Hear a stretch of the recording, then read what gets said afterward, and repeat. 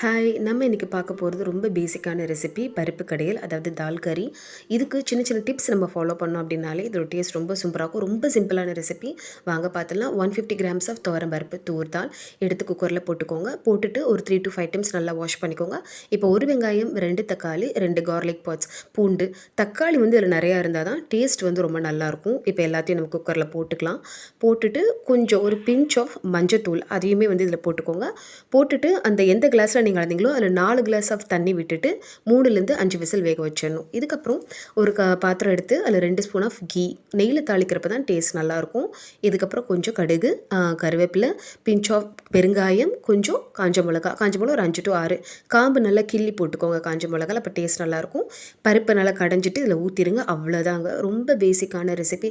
சின்ன சின்ன டிப்ஸ் இருந்தாலும் டேஸ்ட் ரொம்ப நல்லாயிருக்கும். தக்காளி கொஞ்சம் கூட போடுறது, நெய்யில் தாளிக்கிறது, இந்த மாதிரிலாம் பண்ணுறீங்கப்போ பேசிக்கான சமையல் கூட ரொம்ப சூப்பராக இருக்கும். செஞ்சு பார்த்துட்டு கமெண்ட் பண்ணுங்கள். Thank you so much.